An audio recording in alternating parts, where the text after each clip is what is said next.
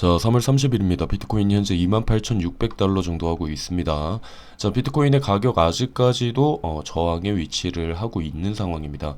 저항을 잠시 뚫어주는가 싶었는데 다시 한번 강하게 빠르게 다시 밀렸죠. 그래서 관점은 동일합니다. 이게 어제 영상에서도 말씀드렸는데 지금 28.8K 그냥 어제 영상 보여드릴게요. 그래서 지금 아까도 말했던 그 관점은 그대로 유지하고 있습니다. 28.8K 구간 저항 구간이고 여길 뚫으면 32K까지 바라보고 못하면 25K까지 본다. 자, 이 관점 그대로 가고 있습니다. 어제 영상에서도 말했던 3월 20일 28.8K 저항, 그리고 뚫으면 32K, 밀리면 25K, 이 관점 그대로 지금 10일 동안 계속 유지하고 있습니다. 자, 저항을 만약 뚫어주면은 말했던 매물대 안으로 진입이 되지만 아직 강한 저항이기 때문에 여기에서 굳이 매수를 들어가지는 않을 겁니다. 자, 일단 뭐 차트는 뭐 어제랑 관점 똑같아서 굳이 뭐 할 얘기는 없을 것 같아요. 자, 지금 제가 이제 말씀드리고 싶은 거, 시장이 지금 본인들 마음대로 지금 판단을 하고 있거든요. 제가 이게 어떤 얘기인지 좀 이야기를 드려보도록 할게요. 자, FOMC 이제 3월 23일 날 끝났죠. 금리 결정했고 이제 다음이 5월 4일입니다. 이제 한 달 정도 남았는데 지금 시장 어떤지 아세요? 금리 동결할 거라는 가능성을 더 무게를 두고 있어요. 그래서 실제로 여기를 보시면, 자, 지금이 4.75에서 이제 5%죠. 근데 이제 5월 3일 다음 FOMC에 동결할 거다. 4.75에서 5% 그대로 그냥 동결할 거라는 확률이 61%. 그 다음 또 동결, 다음 거에 또 동결, 다음 거 동결, 그 다음 9월부터 인하를 할 거다. 이런 식으로 시장이 본인들 마음대로 판단을 하고 있어요. 저는 지금 시장 굉장히 투자자들이 미련하다라고 생각을 해요. 본인들이 마음대로 섣부르게 판단하고 본인들이 마음대로 움직이려고 하는 해석을 본인들 마음대로 하는 것 같아요.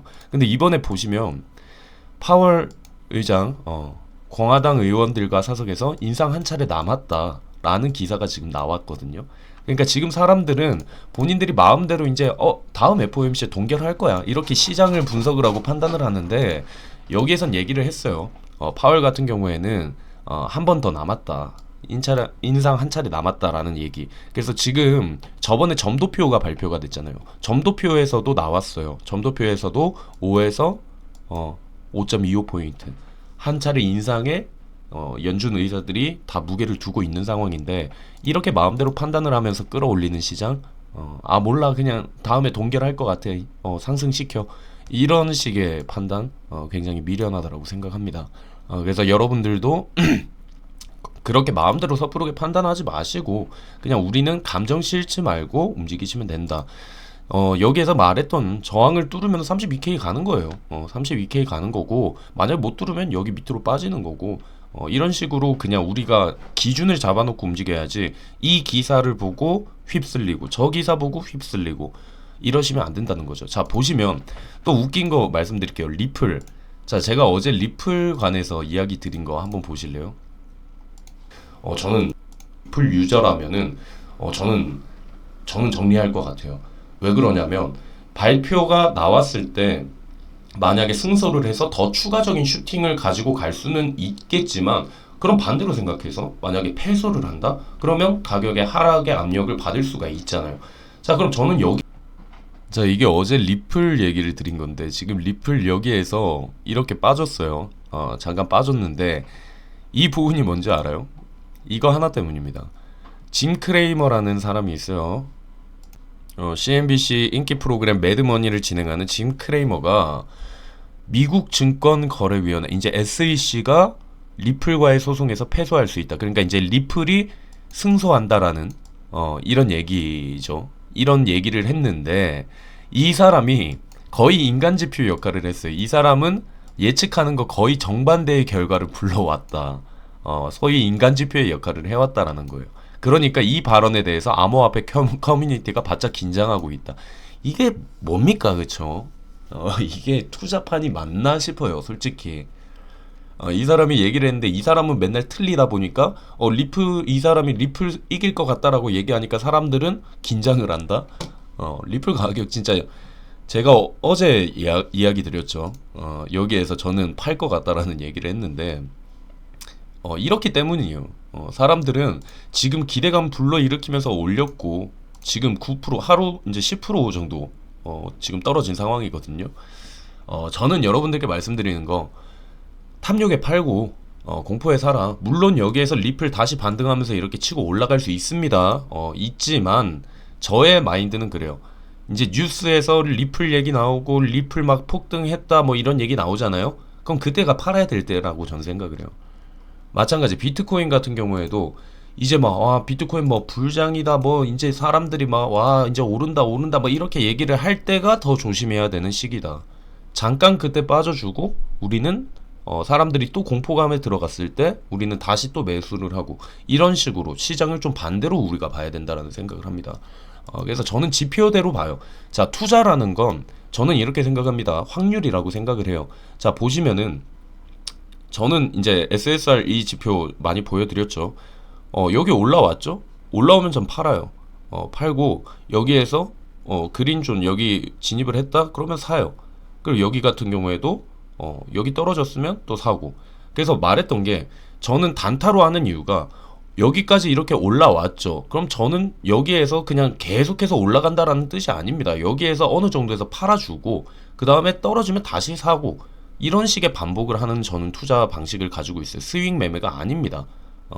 그래서 저 같은 경우에는 여기 같은 경우에도 그랬잖아요. 여기에서 이 정도 구간에서 팔았어요. 한번 팔고 이거 못 먹고 여기에서 그린존이라 해서 우리 다시 매수 들어갔죠. 그래서 여기까지 먹었어요. 먹고 지금 여기 좀 상승한 거 이거 못 먹고 있어요. 하지만 수익이고 손실은 없다. 이런 방식으로 전 투자를 하는 거예요. 그러니까 제가 말씀드리는 거는 제가 팔아라고 했다라고 해서 거기가 제일 꼭대기라는 얘기는 아닙니다. 저는 더 오를 수는 있지만 나는 여기에서 만족하고 떠나겠다라는 투자 방식인 거예요. 여러분들이 아는 뭐 워렌 버핏이나 뭐 엄청 대단한 투자자들도 바닥 찾고 머리 찾을 수 있나요? 안 된다는 거죠. 그러니까 투자는 확률이다. 여기에서 물론 그린존에 진입을 해서 여기까지 이렇게 올라와 준 거는 감사. 하지만 여기에서 더 떨어질 수도 있는 거예요. 하지만 확률상으로 보면은 이런 식의 지표들을 보조를 참고를 했을 때 상승을 했던 경우가 더 많았다라는 거죠. 여러분들도 이런 방식으로 접근을 하시면 좋을 것 같아요. 그래서 여기 같은 경우에 지금 레드존 진입했죠. 그래서 저 정리했습니다. 정리했는데 여기에서 더 올라갈 수 있어요. 말했던 32K까지 가서 여기까지 이렇게 차트 올라올 수 있어요. 하지만 저는 여기 있는 수익 그냥 포기하면 되는 거고 말했잖아요. 내 돈 까먹는 게 아니잖아요.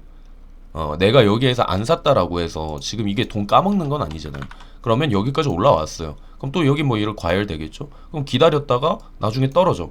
여기에서 진입을 다시 하고 이런 방식으로 진행을 한다라는 거예요. 물론 제가 이 지표만 보고 하는 건 아닙니다. 이 지표랑 뭐 여러 가지 차트, 패턴, 그리고 RSI 뭐 이런 것들 다 종합을 해서 가능성이 높은 구간을 찾는 거죠.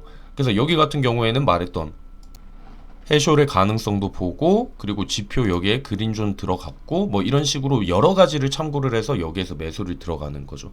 그래서 지금 같은 경우에도 32K까지 갈 수 있습니다. 하지만 지금 저항이기 때문에 저는 움직이지 않을 거고 그 다음 떨어진다면 여기 25.2K 이 구간쯤에서는 한번 사보지 않을까 이런 방식으로 접근을 한다라는 거 여러분들이 참고하시면 될 것 같아요. 그래서 지금 말씀드리는 건 시장 자체가 너무 본인들이 마음대로 해석을 하고 본인들이 마음대로 이끌어가고 있다. 여기 보고 이걸 보고 깜짝 놀랐어요. 사람들은 동결할 거라는 거에 지금 이렇게 베팅을 하고 있는데 그렇게 안 봅니다. 저는. 그래서 연준에 맞서지 말라라는 격언을 여러분들이 참고하시면 될 것 같아요. 그래서 저는 한 차례 인상 또 할 거고 그런 식으로 움직이지 않을까라는 생각합니다. 자, 우선은 말씀드렸던 것처럼 이제 오늘 일정이 있습니다. 오늘도 뭐 크게 중요한 건 아닌데 GDP 있고 신규 실업수당 청구 건수 그리고 이제 12시가 지나서 이제 이게 굉장히 중요하죠. 그래서 이 부분까지 오늘 밤을 좀 새야 될 것 같긴 합니다. 그래서 이 부분 체크를 좀 드리면서 여러분들께 실시간으로 채팅방으로 이야기 드리도록 할게요. 그리고 영상은 다음날 빠르게 최대한 준비를 하도록 하겠습니다. 자, 마지막으로 차트 하나만 보고 마무리할게요. 지금 비트코인의 가격과 지금 여기 노란색이 금이거든요. 금 가격과 비트코인의 가격 보면 굉장히 유사하게 움직이고 있어요. 물론 이때는 FTX 사태가 있어서 반대로 이렇게 크게 움직인 경우가 있었긴 한데 지금 금 가격 같은 경우에도 거의 저항에 지금 도달을 했어요. 지금 상황 보면 금 가격도 조금 남긴 남았는데 금 가격도 저항에 거의 도달을 했고 나스닥 같은 경우에도 지금 저항 구간에 돌입을 했습니다. 지금 비트코인 같은 경우에도 저항에 있고 이런 것들을 다 종합을 했을 때 지금은 우리가 좀 조심해야 되지 않을까. 물론 여기서 또 32K까지 가면은 니 때문에 틀렸네 이런 얘기 또 하실 분들이 생길 건데 저는 분명히 말씀드립니다. 뚫으면 32K까지도 갈 수 있습니다. 하지만 일단 저항에 위치했을 때는 굳이 움직이지 않겠다라는 얘기를 저는 하고 싶어요. 그래서 확률이라고 했죠. 저는 여기에서 일단 저항을 못 뚫으면은 밑으로 빠진다. 여기에 이제 확률을 더 두고 있다라는 점 참고하시면 될 것 같습니다. 일단 오늘 영상 여기서 마치도록 하고 오늘 저녁 일정 우리가 잘 챙겨서 한번 보도록 합시다. 일단 영상은 마치도록 하겠습니다.